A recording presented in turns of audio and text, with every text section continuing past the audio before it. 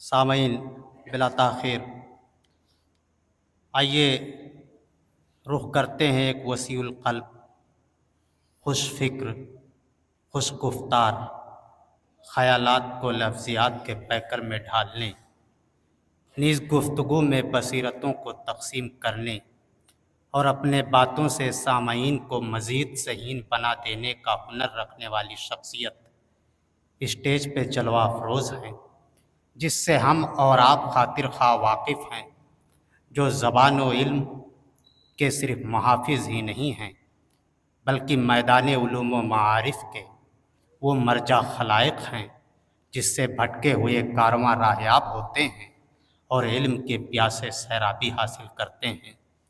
میری مراد اسٹیج پہ جلوہ افروز ڈاکٹر ارقم رئیس صاحب، ڈاکٹر ارقم رئیس مدنی، فیکلٹی ممبر، جامعہ اسلامیہ سنابل تشریف فرما ہیں۔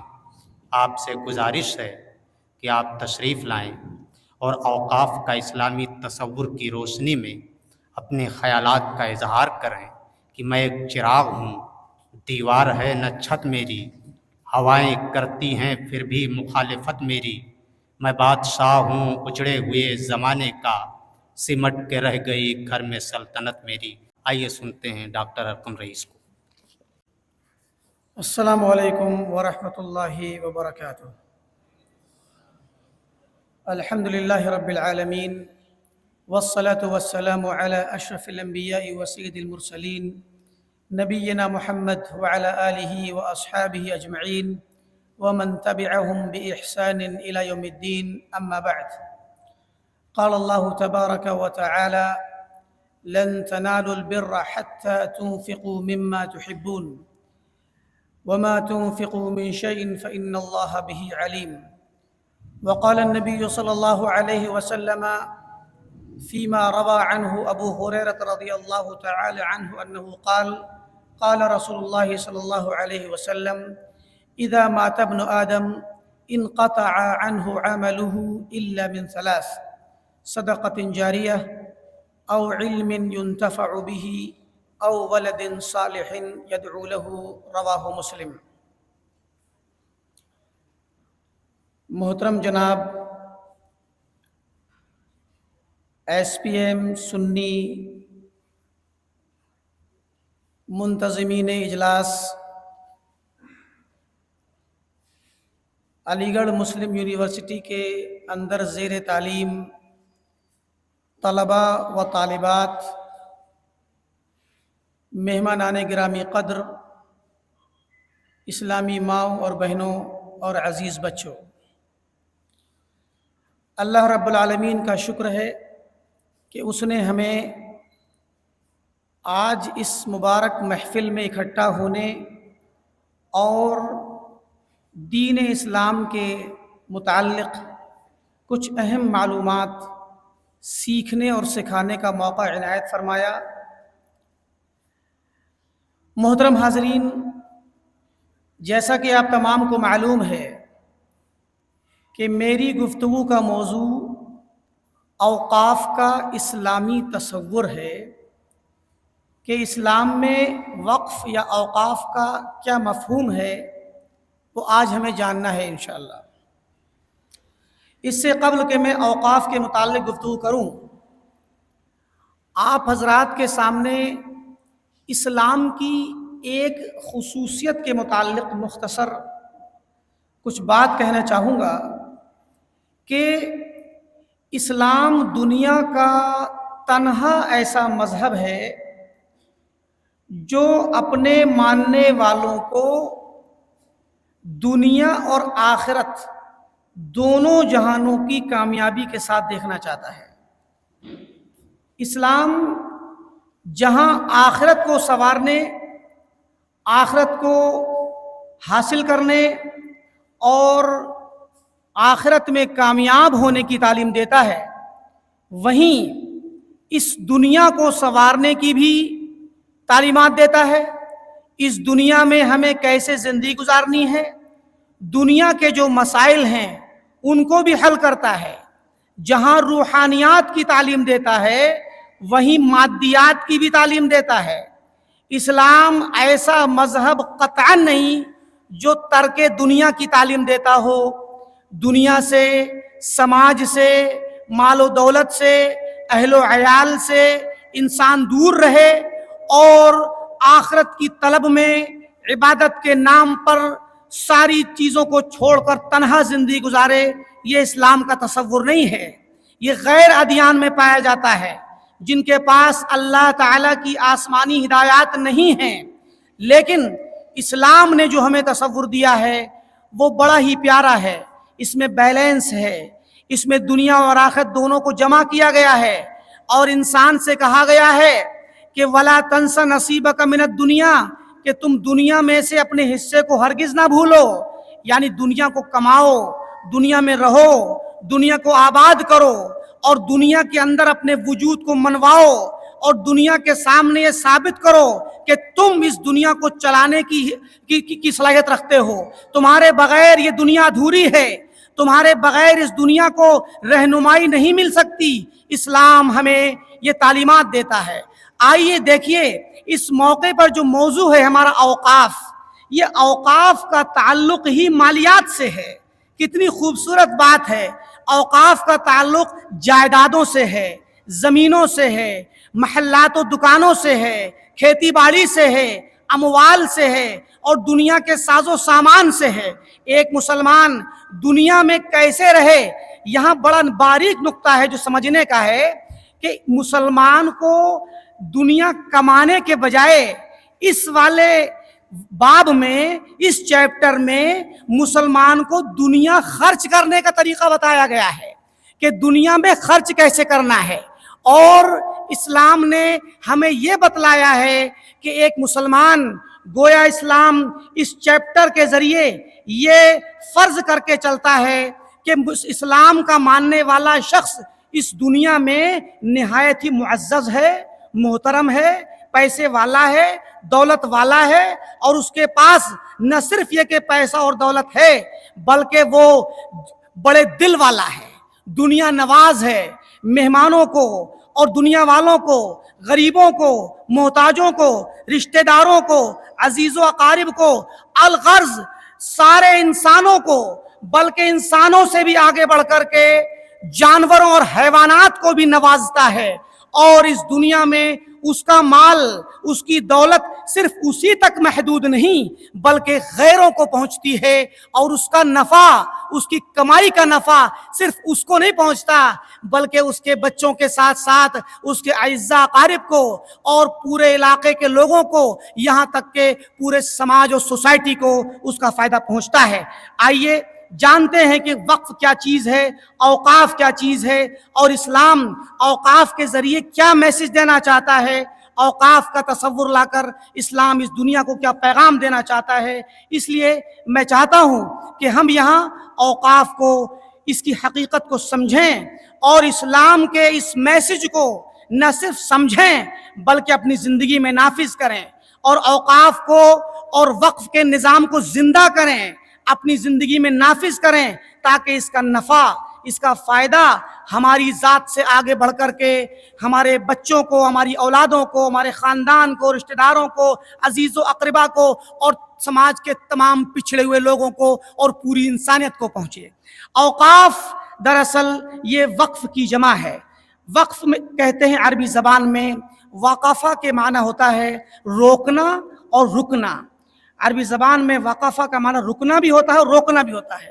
عربی شاعر کہتا ہے قفا نبکی من ذکر حبیب منزلی، اپنے مخاطب، اپنے ساتھیوں کو خطاب کرتا ہے، قفا ٹھہرو، رک جاؤ۔ دو لوگوں کو کہتا ہے کہ رک جاؤ، ہم یہاں اپنے محبوب کے علاقے میں آئے ہیں، اس کی یادیں ہمیں ستاتی ہیں، تو کچھ رو لیں، اس کے بعد چلیں گے۔ تو کہتا ہے قفا، رک جاؤ۔ قرآن کریم کے اندر لفظ وقفہ کا استعمال روکنے کے معنی میں آیا ہے، وقفوہم انہم مسئولون۔ قرآن کہتا ہے کہ قیامت کے دن لوگوں سے، خاص کر مجرمین کو اور کفار کے حق میں، کہ ان سے کہا جائے گا، ان کے وقفوہم، انہیں روکو، انہم مسئولون، ان سے سوال ہوگا۔ تو گویا وقفہ کا لفظ اصل لغت میں ابن فارس کہتے ہیں کہ اصل الوقف التمکث فی الشیء، یعنی کسی چیز میں خود میں ٹھہراؤ ہو تو ٹھہراؤ کے معنی میں وقف کا استعمال ہے۔ حبس کے معنی میں قید کر دینا، منع کر دینا، روک دینا، یہ وقف کے لغوی معانی ہیں۔ وقف کا جو اصطلاحی معنی ہے اہل فقہ کے یہاں، علماء کے یہاں، وہ ہے کہ تحبیس الاصلی، کہ کوئی آپ کے پاس ایک جائیداد ہو، زمین ہو یا کوئی بھی چیز ہو جسے آپ وقف کرنا چاہتے ہیں، اس کو آپ قید کر دیں، اس کو روک دیں، وہ تسبیل المنفعہ، اور اس کے فائدے کو فی سبیل اللہ کر دیں، یعنی فائدہ فی سبیل اللہ جائے گا لیکن چیز رکی رہے گی، چیز کہیں اور نہیں جائے، وہ وہیں رہے گی جہاں تھی۔ علی بر او قربہ، وہ جو فائدہ ہے وہ فائدہ کہاں جائے گا؟ نیکی کے کاموں میں جائے گا، قربت کے کاموں میں جائے گا، اور فی سبیل اللہ جائے گا۔ یہ تعریف ہمیں بتلاتی ہے کہ ایک مسلمان اپنی کسی چیز کو، اپنی زمین کو، اپنے کھیتوں کو، اپنی کسی بلڈنگ کو، اپنے گھر کو، یا اور بہت سی شکلیں ہیں اپنی چیزوں کو، وہ روک سکتا ہے کہ وہ آگے نہ تو بکیں گی، نہ تو وہ فروخت ہوں گی، نہ انہیں کوئی خریدنے آئے گا، نہ بیچنے جائے گا، اور نہ وہ ہبہ ہوں گی، نہ ہدیے کے طور پہ جائیں گی، اور نہ ہی وراثت کے طور پہ منتقل ہوں گی، بلکہ وہ اپنی جگہ ٹھہری رہیں گی اور ان کا جو فائدہ ہوگا وہ دوسروں تک جائے گا۔ اس کو کہتے ہیں وقف۔ وقف کا حکم کیا ہے شریعت میں؟ ظاہر ہے آپ نے جانا، میں نے جو آیت پڑھی قرآن کریم کی، لن تنالوا البر حتى تنفقوا مما تحبون، تو کہ اللہ تعالیٰ فرماتا ہے کہ تم لوگوں کو نیکی اس وقت تک ہرگز نہیں مل سکتی، نیکی تک تم اس وقت تک ہرگز نہیں پہنچ سکتے جب تک کہ تم اپنی محبوب ترین چیزوں میں سے جنہیں تم پسند کرتے ہو ان میں سے خرچ نہ کرو۔ تو یہ اللہ تعالیٰ چاہتا ہے کہ بندے خرچ کریں اللہ کی راہ میں، اور جو وقف ہے یہ بھی ایک طرح کا صدقہ ہی ہے۔ بس صدقے میں اور وقف میں فرق یہ ہے کہ صدقہ ہم دے کر کے کسی کو فارغ ہو جاتے ہیں، وہ لے جاتا ہے جس کو ہم دیتے ہیں اور وہ اس کا مالک بن جاتا ہے، لیکن وقف کے اندر کوئی اس کا مالک نہیں بنتا، بلکہ اس سے آنے والی منفعت دوسروں کو دی جاتی ہے، وہ چیز اپنی جگہ برقرار رہتی ہے۔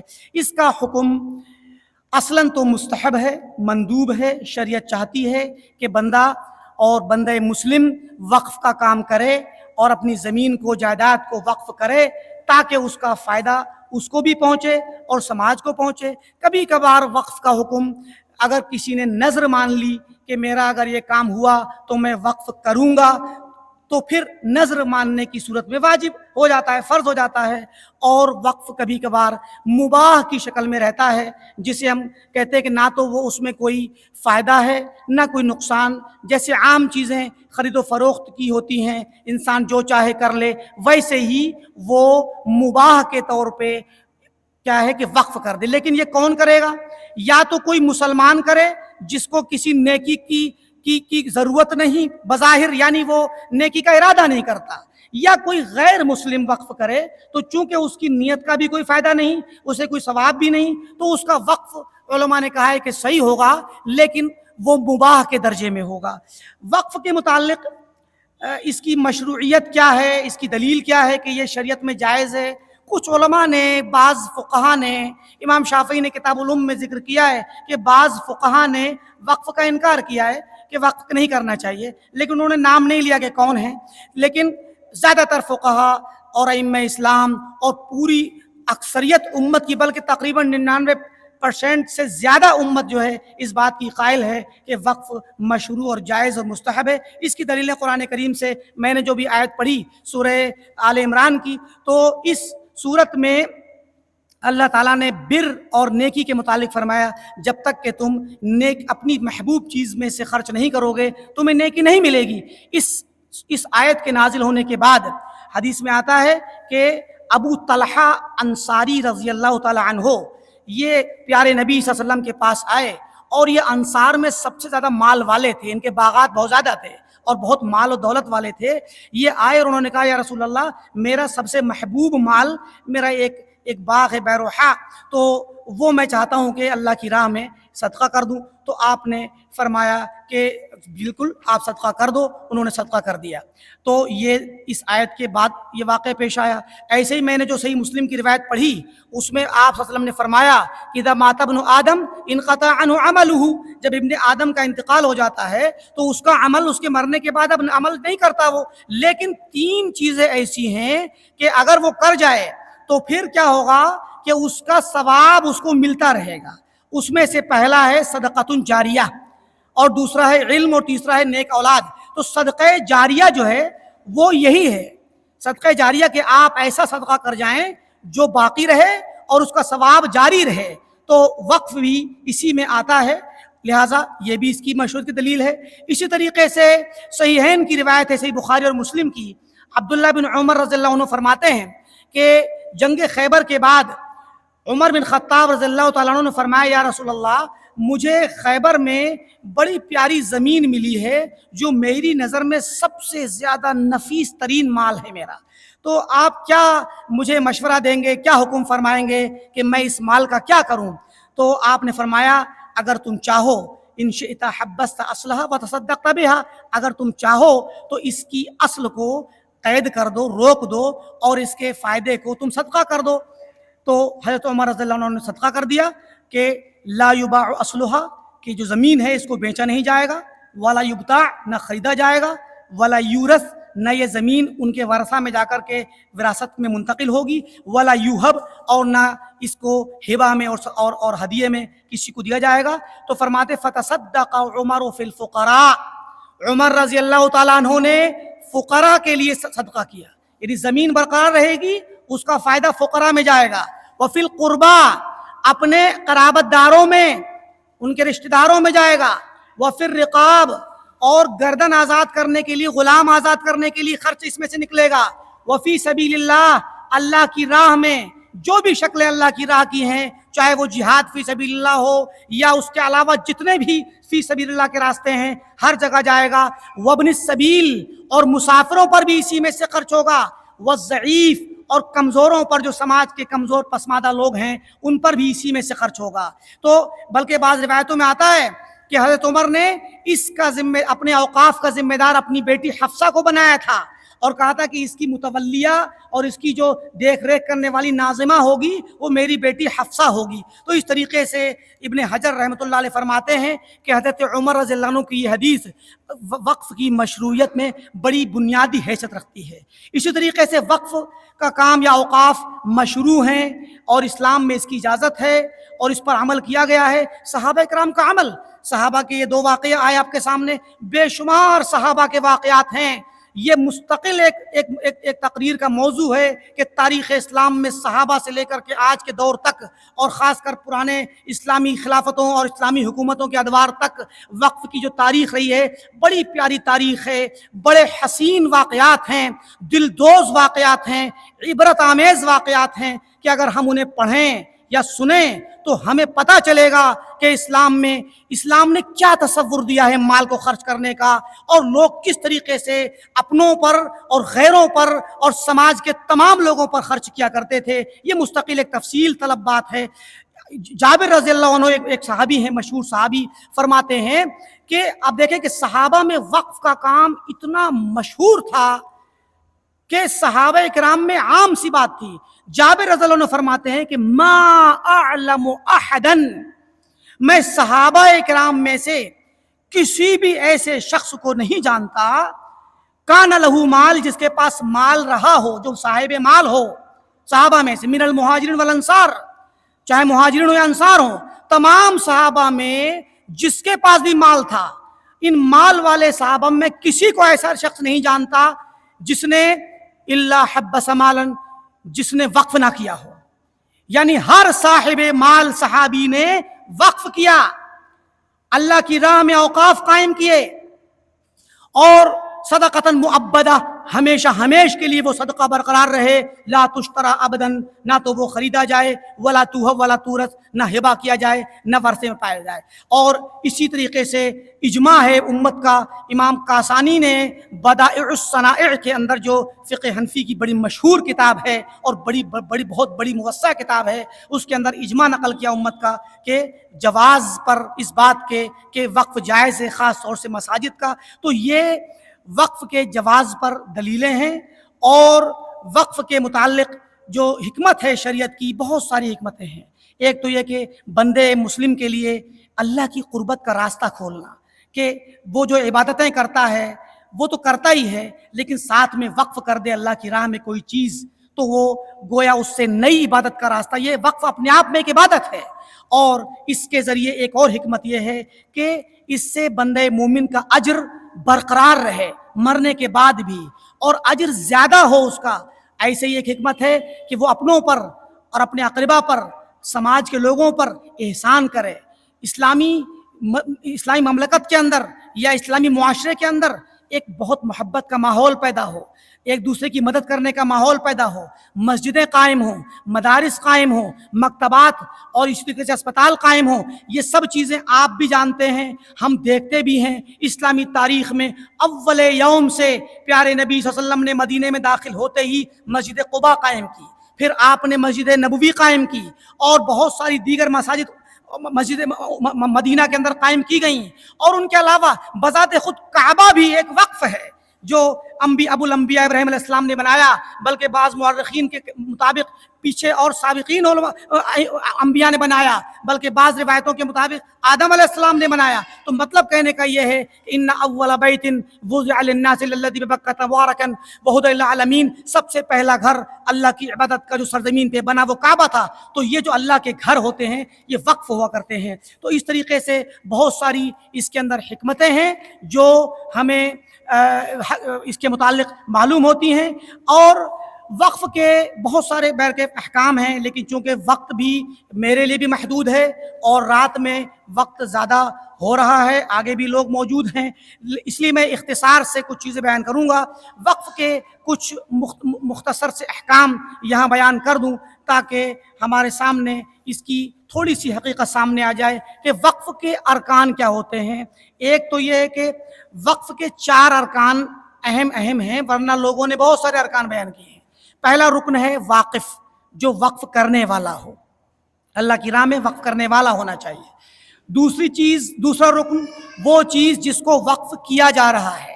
اور تیسرا رکن کس پر وقف کیا جا رہا ہے. اور چوتھا کس لفظ پہ کر صیغہ ضروری ہے جس سے پتہ چلے کہ آپ وقف کر رہے ہیں اور یقینی طور پہ وہ چیز وقف ہو رہی ہے. پہلی چیز، واقف کون ہے؟ وہ شخص جو کسی چیز کا مالک ہو، زمین کا، جائیداد کا، اور وہ اللہ کی راہ میں وقف کرنا چاہتا ہو. اس کے لیے بھی کچھ اہل علم نے شرائط رکھی ہیں کہ کون شخص وقف کرے گا. اس کی شرط ایک یہ کہ بھئی عقل مند ہو، عقلی طور پہ بیمار نہ ہو، مجنون نہ ہو، بالغ ہو تاکہ ہوش کے ساتھ، سمجھداری کے ساتھ فیصلہ کرے. بڑا ہو، بچے کا وقف نہیں مانا جائے گا. ایسے ہی اس کی کسی حرکت کی وجہ سے پابندی اس پر عائد نہ ہو گئی ہو، تصرفات، مالی معاملات سے روک نہ دیا گیا ہو. اور چوتھی شرط ہے کہ وہ آزاد ہو. پانچویں شرط ہے کہ اپنے اختیار سے کرے، کسی کے دباؤ میں نہ کرے. اور جس پر وقف کیا جائے گا وہ کون ہے؟ وہ ایسی جہت ہونی چاہیے جو مستمر ہو. فقراء، مساکین ہمیشہ رہنے والے ہیں، ان پر ہونا چاہیے ایسی، تاکہ وقف کا مقصد ہوتا ہے ہمیشہ رہنا، تعبید مقصد ہوتا ہے، تو یہ رہنے چاہیے. ایسا نہ ہو کہ آدمی وقف خود پر ہی کر لے.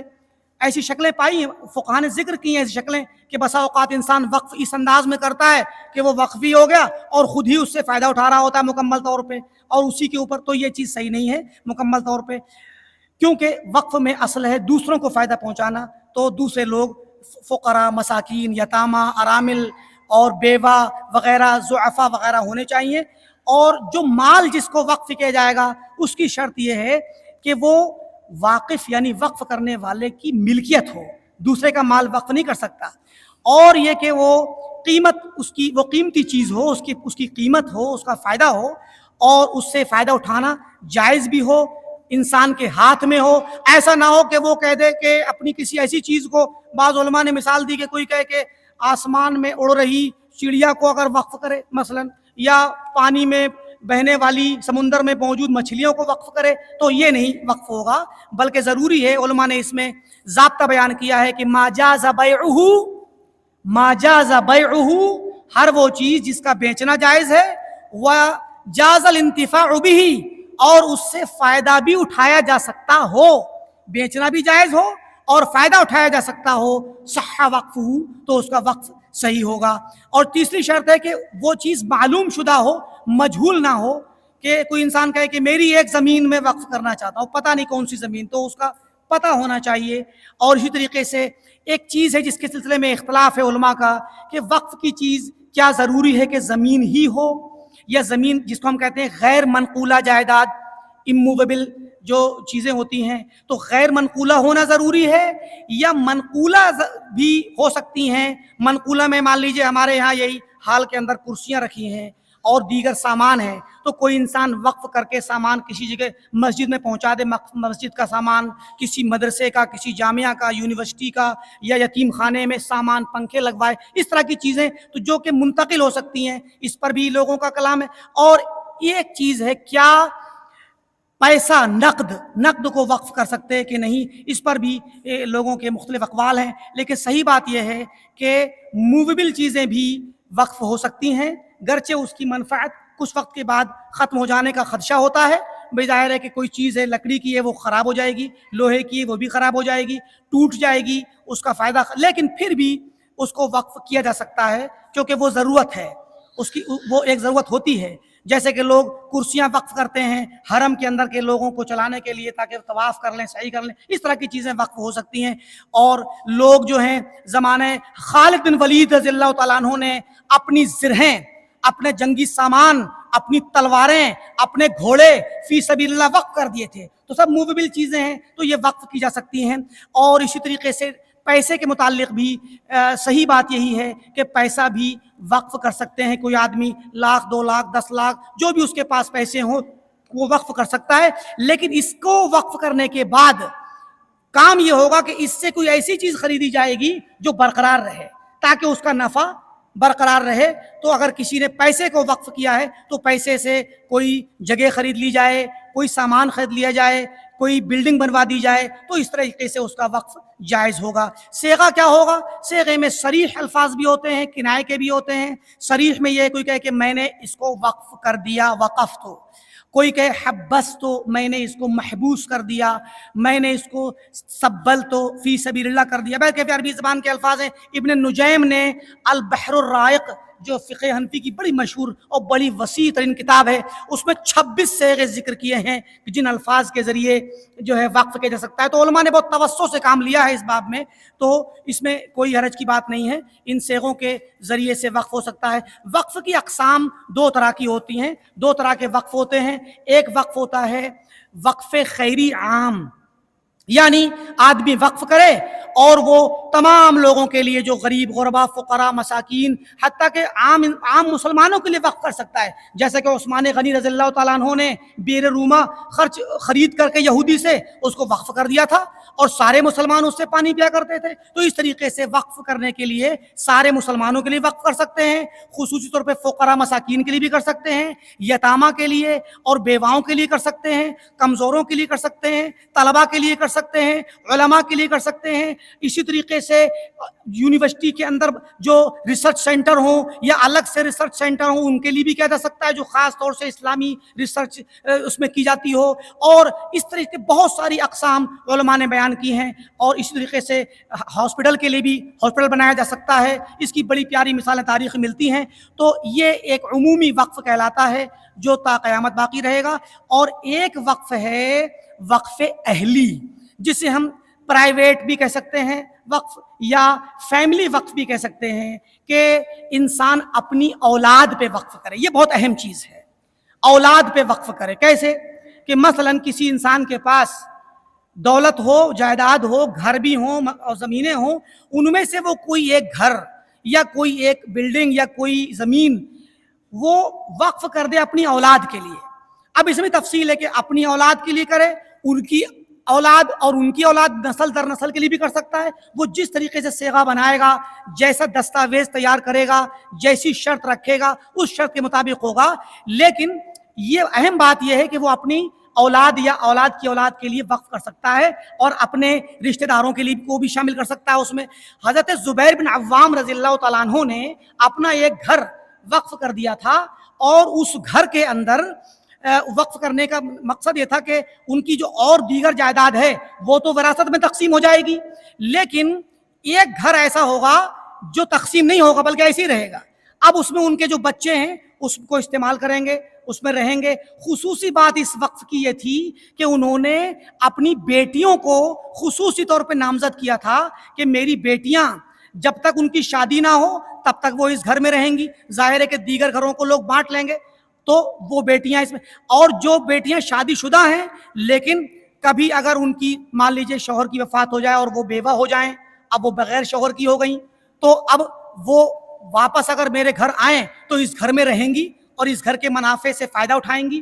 اور اگر کسی کی طلاق ہو جائے تو جب تک پھر وہ آ کر گھر میں رہے گی، اور جب تک اس کی شادی دوبارہ نہ ہو جائے، چاہے طلاق کے بعد یا بیوہ ہونے کے بعد، تب تک وہ اس گھر کے منافع سے فائدہ اٹھائے گی، چاہے رہ کر کے یا کرایہ آ رہا ہو تو کرائے سے.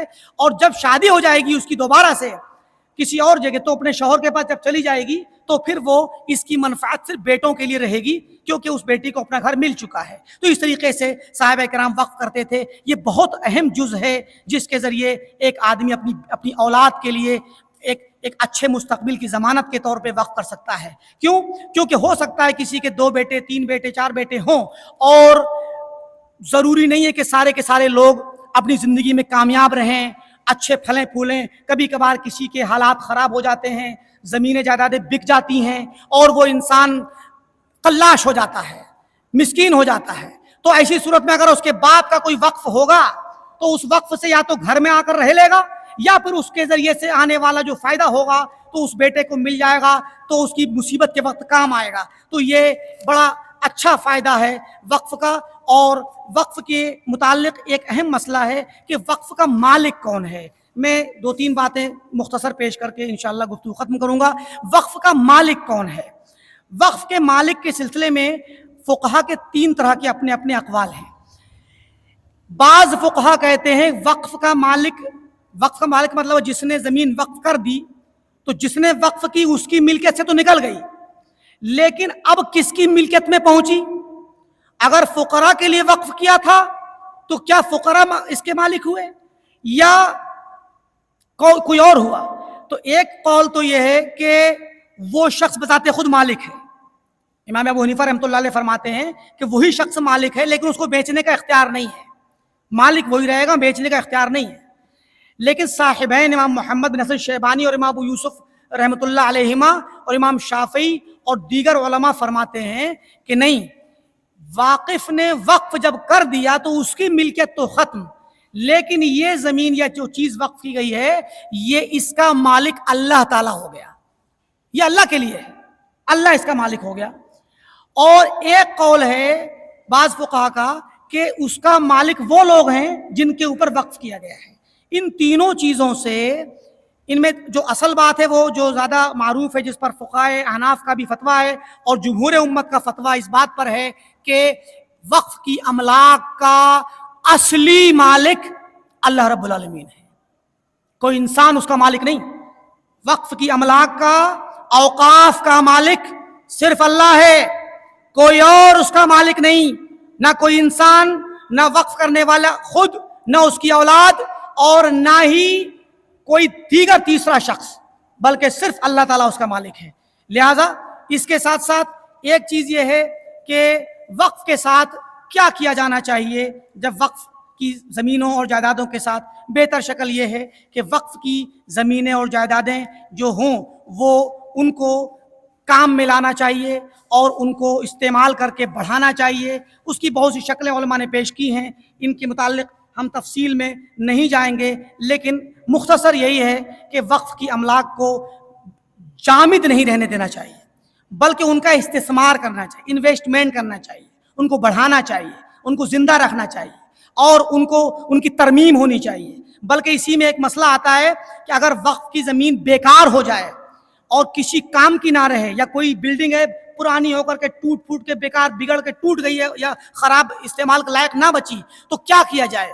تو علماء نے اس سلسلے میں دو طرح کے اقوال ہیں کہ ایک قول تو یہ ہے کہ نہیں, وقف کو کسی بھی شکل میں آپ دوسری شکل میں نہیں لا سکتے, کبھی بھی جیسا ہے ویسا ہی رہے گا. لیکن دوسرا قول ہے کہ فقہاء احناف کا اور حنابلہ کا خصوصی طور پر کہ نہیں, وقف کی زمین یا وقف کی جائیداد اگر بیکار ہو گئی ہے, فائدہ مند نہیں رہ گئی, تو اس کو ضرورت اور مصلحت دیکھ کر کے کمیٹی اور اہم ذمہ داران اس کا فیصلہ کریں گے اور اسے بیچ کر کے دوسری جگہ منتقل کیا جا سکتا ہے. یہ بہت اہم مسئلہ ہے. لہذا ایسی صورت میں اس کو کیونکہ وقف کا اصل مقصد ہے انتفاع, فائدہ مقصود ہے. اب فائدہ اگر اس سے نہیں ہو رہا ہے تو پھر فائدہ کیا ہوا؟ جس نے وقف کیا تھا اس کی وہ چیز بیکار ہو گئی. لہذا ضروری ہے کہ اس کو, اسی لیے فقہاء احناف میں امام محمد بن حسن شیبانی رحمۃ اللہ علیہ کا فتویٰ ہے, اور بعض محققین دیگر علماء کا فتویٰ ہے حنابلہ میں بھی اور احناف میں بھی, کہ وقف کی زمین کو چاہے حتیٰ کہ وہ چاہے مسجد کیوں نہ ہو. امام محمد رحمۃ اللہ علیہ سے پوچھا گیا کہ اگر کوئی ایسی مسجد ہو جس کے ارد گرد رہنے والے مصلی پورا کا پورا گاؤں وہاں سے ہجرت کر جائے اور وہ چلے جائیں, کوئی اس میں نماز پڑھنے والا نہ بچے, تو کیا کیا جائے؟ تو امام محمد نے اس کے متعلق فتویٰ دیا کہ اگر اس سے فائدہ اٹھانے کی کوئی بھی شکل نہیں ہے تو وہ تو پھر اگر اس کے مالک موجود ہیں جنہوں نے وقف کیا تھا اس زمین کو, اس مسجد کو, تو ان کے مالک کو واپس ہو جائے گی دوبارہ سے. لیکن اگر مالک یا اس کے ورثہ موجود نہیں ہے تو پھر اس کو بیچ کر کے دوسری جگہ پہ مسجد بنائی جائے گی, تاکہ وہاں پر زمین خرید کر کے تاکہ اس کا فائدہ وہاں منتقل ہو. تو اہل علم نے اس چیز کو پیش نظر رکھا ہے. میں ایک بات یہاں اور بتا دوں کہ وقف کا جو ناظر یا متولی یا ناظم ہوتا ہے, منتظم, اس کے متعلق اہل علم نے بڑی اہم شرط لگائی ہے کہ ایک تو یہ کہ وقف کا جو متولی ہو وہ مسلمان ہو. کافر غیر مسلم وقف کا متولی نہیں بن سکتا. بعض فقہاء نے اس کے جواز کی بات کہی ہے, لیکن جمہور امت نے اس کے متعلق کہا ہے کہ نہ, وقف کا متولی غیر مسلم نہیں بن سکتا. کیوں؟ کیونکہ وقف اصلاً اللہ کے لیے کیا گیا ہے. وقف کا مقصد اللہ تعالیٰ کے لیے, اور وقف کا مالک بھی اللہ ہے. لہٰذا غیر مسلم جو اللہ تعالیٰ پر ایمان نہیں رکھتا اس وقف کا ذمہ دار نہیں بن سکتا. دوسری چیز, وقف کا مقصد مسلمانوں کو فائدہ پہنچانا ہے, تو ایسی صورت میں غیر مسلم مسلمانوں کے فائدے کے متعلق مخلص نہیں ہو سکتا. تیسری چیز, کافر یا غیر مسلم امانت دار نہیں ہے, کیونکہ وہ اللہ سے نہیں ڈرتا, وہ آخرت پر ایمان نہیں رکھتا, اس کو ثواب و عقاب کا کوئی عقیدہ اس کے پاس نہیں ہے. تو ایسی صورت میں وہ امانت دار نہیں ہو سکتا, اور امانت داری اصلاً صاحب ایمان میں ہوتی ہے, لہذا غیر مسلم اس کا ذمہ دار نہیں بن سکتا. اسی طریقے سے کافر معتمد بھی نہیں ہو سکتا, کیونکہ ممکن ہے کہ وہ مسلمانوں سے دشمنی رکھے اور مسلمانوں کو وقف کی جائیداد سے فائدہ نہ اٹھانے دے اور غیر مسلموں میں اس کا فائدہ پہنچائے, جبکہ وہ وقف مسلمانوں کے لیے کیا گیا تھا, اور یہ بھی ممکن ہے کہ مسلمانوں کو نقصان پہنچانے کے لیے استعمال کرے. اسی لیے فقہاء نے کہا ہے کہ واقف جو کہ وقف کرنے والا ہے, جو وقف کی زمین وقف کرتا ہے, وہ جو شرط لگاتا ہے کہ میرا وقف فلاں جگہ استعمال ہو, تو کہتے ہیں کہ واقف کی شرط, ابن عابدین نے رد المحتار میں لکھا ہے, حاشیہ ابن عابدین میں, کہ واقف کی شرط, جو وہ شرط لگائے گا کہ یہ ہونا چاہیے, اس کی شرط اتنی اہم ہے جیسے کہ قرآن کریم اور سنت کے نصوص کی اہمیت ہے. جس طرح قرآن کی آیت کے آنے کے بعد اس کا انکار کرنا جائز نہیں, اس کے خلاف کرنا جائز نہیں, سنت کے آنے کے بعد اس کے خلاف کرنا جائز نہیں, ویسے ہی واقف کی شرط کے خلاف کوئی کام کرنا جائز نہیں.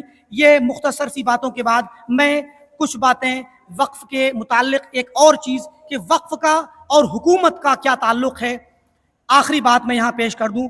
دیکھیے, حکومت جو ہوتی ہے, چاہے وہ اسلامی, اصل بات اسلامی حکومت کی ہے. اسلامی حکومت جن چیزوں کی ذمہ دار ہوتی ہے ان کو حکومتی اموال یا املاک عامہ کہا جاتا ہے. املاک عامہ جو ہوتی ہیں وہ عمومی طور پہ پوری امت کی ذمہ داری ہوتی ہیں, پوری امت کی ملکیت ہوتی ہیں, سارے عوام اس کے مالک ہوتے ہیں. ملک کی تمام جو سرکاری جائیدادیں ہوتی ہیں اس کی مالک پوری قوم ہوتی ہے لیکن ذمہ دار حکومت ہوتی ہے. لیکن وقف کی مالک نہ تو قوم ہے نہ کوئی خاص مسلمان ہے نہ خود واقف ہے بلکہ وقف کا مالک اللہ تعالیٰ ہے. ایسے ہی وقف آتا ہے افراد کی طرف سے، جبکہ حکومت کے جو اموال، حکومت کی جو ملکیتیں ہوتی ہیں وہ فطری، طبعی، نیچرل ریسورسز اس کے ہوتے ہیں، تو اس لیے دونوں میں فرق ہے. اسی طریقے سے وقف کا جو ذمہ دار ہوتا ہے وہ اصلاً یا تو واقف ہوتا ہے یا واقف جو وقف کرنے والا خود بھی ذمہ دار بنتا ہے یا وہ جسے ذمہ دار بنا دے. لیکن حکومت کی اموال کو ذمہ دار بنانے والا کوئی واقف کوئی شخص نہیں ہوتا بلکہ حکومت جس کو بیچتی ہے، جس کو ذمہ دار سمجھتی ہے. اسی طریقے سے ناظر وقف جو ہوتا ہے، وقف کا ذمہ دار، اس کے لیے ضروری ہوتا ہے کہ وہ واقف کی شروط کا لحاظ کرے. لیکن اگر حکومت اس میں تدخل کرے گی تو پھر وہ اپنے اعتبار سے مصلحت دیکھے گی، واقف کی مصلحت ختم ہو جائے گی. اور یہی وجہ ہے کہ ہمارے ملک میں یا پوری دنیا میں مسلمانوں کے اوقاف قائم تھے. مسلمانوں کے اوقاف بڑے ہی خوبصورت تھے. انہوں نے مسلمانوں پر اور سماج کے غریبوں پر، مسکینوں پر، یتیموں پر، حتیٰ کہ شفا خانوں پر، حتیٰ کہ بعض اوقاف ایسے پائے گئے ہیں کہ راستے میں مارکیٹ کے اندر وقف کی ایک دکان ہے جس میں برتن ملتے ہیں.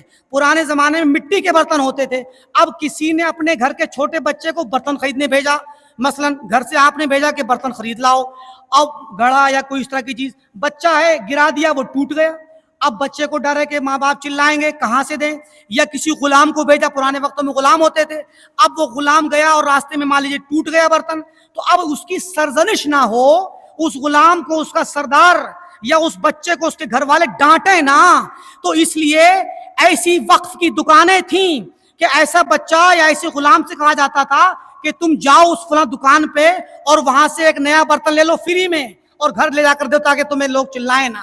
سبحان اللہ. اس طریقے سے اور مصر کے اندر فرانس کے ایک سیاح نے سفر کیا اور اس نے 19ویں صدی میں، اور اس نے آ کر کے جب اپنی سفر نامہ لکھا تو وہ کہتا ہے کہ مسلمانوں کے یہاں راستے میں جو مسافر خانے بنے ہیں ان میں بڑا ہی اعلیٰ انتظام ہے سلطنت عثمانیہ کے دور میں خاص کر، اور ان انتظامات میں مسافروں کے ساتھ اچھا حسن سلوک کرنا، اچھے کھانے کھلانا، ان کے گھوڑوں کو، ان کے جانوروں کو چارہ دینا، ان کے آرام کا انتظام کرنا بڑا ہی عمدہ تھا جو یورپ میں کبھی نہیں پایا گیا. یہ وقف کی چند سی ہلکی سی مثالیں تھیں. مسائل بہت زیادہ ہیں، تفاصیل بہت زیادہ ہیں، لیکن وقت اس بات کی اجازت نہیں دیتا کہ ان میں مزید آگے بڑھا جائے. اللہ رب العالمین سے دعا کرتا ہوں کہ اللہ تعالی ہم نے جو کچھ بھی سنا اور یہاں پر بیان کیا گیا، اللہ تعالی ہم تمام کو اس سے فائدہ اٹھانے کی توفیق دے، ہم تمام کو اس پر عمل کرنے کی توفیق دے. اللہ تعالی ہمارے اوقاف کو خیانت والے ہاتھوں سے بچائے. اللہ تعالی ہمارے اوقاف کو زندہ کرے اور اس اوقاف کا جو مقصد اسلام کا تھا اور اہل اسلام نے تاریخ میں اپنے عمل سے جو ثابت کیا ہے، اللہ تعالیٰ اس مقصد کو، خاص کر اس کے فوائد کو تمام مسلمانوں تک پہنچائے اور اس امت اسلامیہ کی ترقی کے لیے بلکہ پوری دنیا کی ترقی کے لیے اللہ تعالیٰ ہمارے اوقاف کو استعمال کرنے کی توفیق دے. آمین. والسلام علیکم ورحمۃ اللہ وبرکاتہ.